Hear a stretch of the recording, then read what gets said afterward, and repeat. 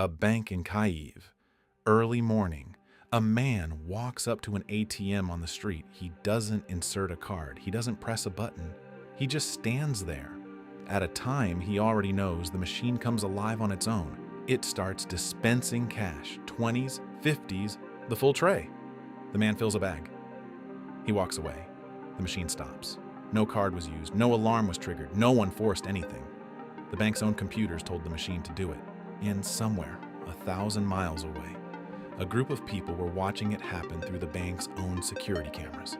Cameras they had quietly taken over months earlier. This was one withdrawal. One machine, one morning.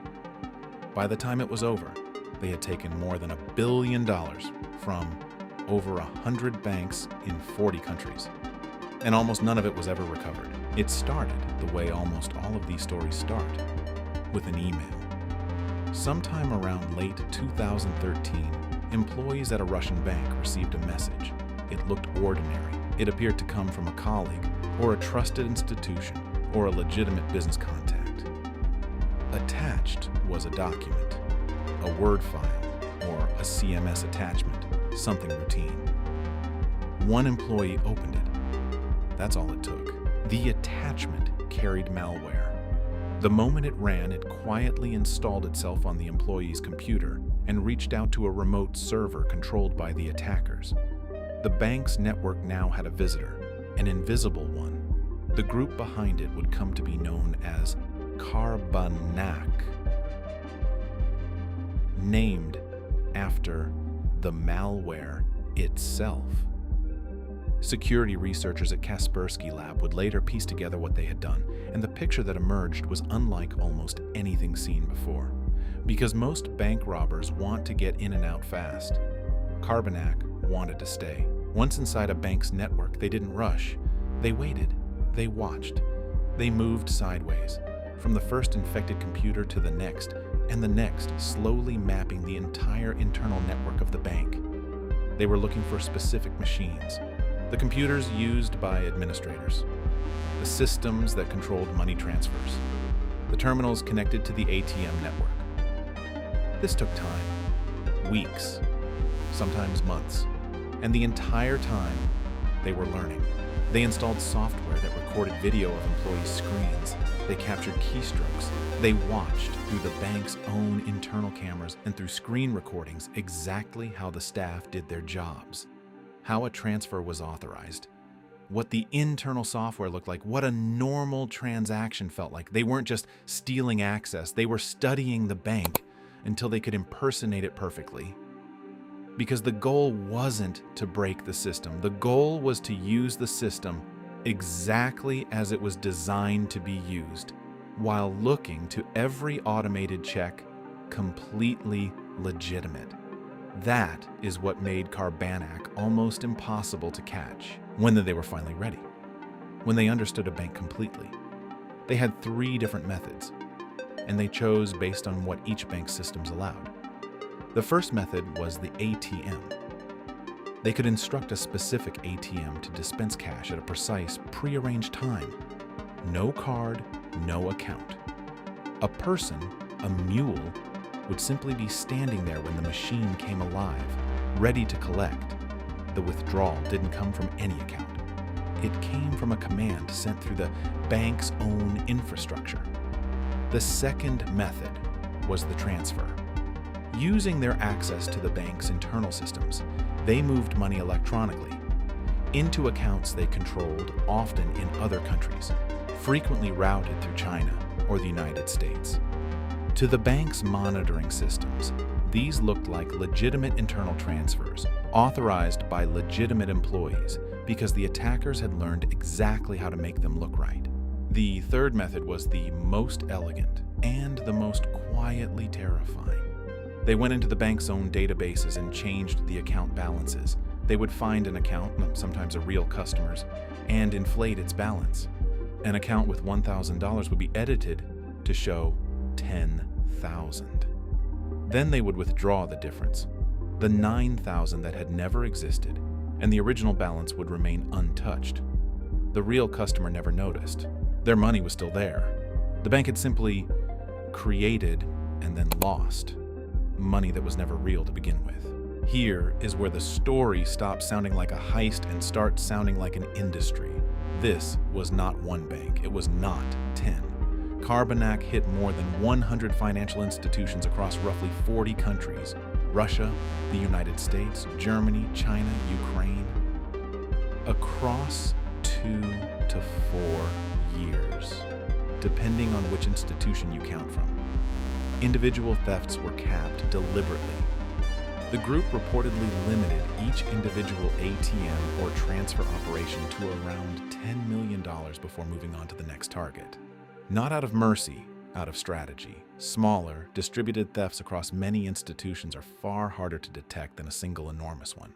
10 million here, 10 million there, across 100 banks, across 40 countries, across several years.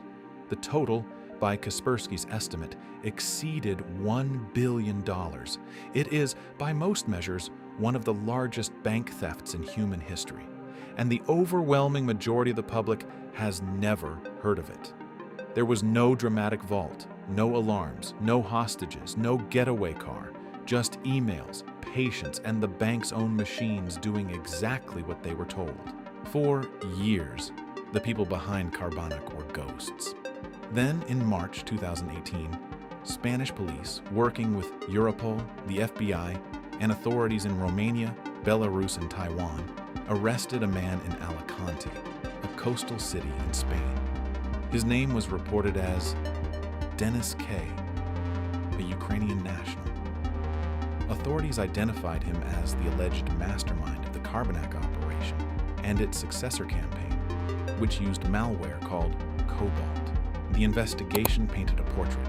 The group had allegedly converted their stolen money into cryptocurrency. They had used it to buy property, cars. The arrest reports mentioned the man had accumulated assets, including reportedly cryptocurrency wallets holding a fortune. For a moment, it looked like the story had an ending. The mastermind, caught. The operation, dismantled. But the ending was messier than that. The arrest in Alicante did not recover the $1 billion. The money had been laundered, converted, scattered across cryptocurrency, real estate, and accounts spread through a web of jurisdictions specifically chosen to be difficult to untangle. Recovering it would require the cooperation of dozens of countries, years of forensic accounting, and legal access to systems and wallets that, in many cases, no longer existed or could not be opened. Most of it was simply gone. And Carbanak was never really one man. It was a group, a distributed operation with members and money mules and infrastructure across multiple countries. Arresting one alleged leader did not arrest the technique. The Cobalt malware that succeeded Carbanak continued to appear in attacks even after the Alicante arrest. The tools were public knowledge now. The method had been documented, analyzed, published. Other groups had watched and learned exactly the way Carbanak had once watched and learned from the banks. The single most valuable thing Carbanak created wasn't the $1 billion. It was the blueprint. This is what Black Elsman does every week. Real events, real consequences, the systems running underneath your life and how fragile they actually are. If that's your thing, the subscribe button is right there. New case every week. Back to it. Here's the detail that most coverage skips over. The banks didn't want to talk about it. When a bank is robbed at gunpoint, it makes the news. There's a police report, a security camera image, a public record. When a bank loses $10 million because its own systems were quietly turned against it for months without anyone noticing. That is not a story most banks are eager to tell. It raises uncomfortable questions. How long were they inside? What else did they see? Could it happen again? Is it happening right now? Much of what we know about Carbanak comes not from the banks, but from the security researchers who analyze the malware. The institutions themselves, in many cases, never publicly confirmed they were victims at all, which raises the most unsettling question of the entire story. If the defining feature of this attack was that it was invisible, that the entire point was to look completely normal while it was happening, then how would we know how many banks were actually hit? How would we know if the total was really $1 billion? or if that was simply the number we managed to see. The man arrested in Alicante was released, then faced ongoing legal proceedings. The full accounting of who did what and where the money went has never been completely resolved in public. Most of the $1 billion was never found. Most of the people involved were never identified. And the technique, the patience, the watching, the use of a bank's own systems against it didn't disappear when one man was arrested in a Spanish coastal town. It spread. It evolved. It became, for a certain kind of criminal organization, simply how this is done now. The most successful bank robbers in history didn't break into a single vault. They were invited in by a single click on a single email, and then they waited.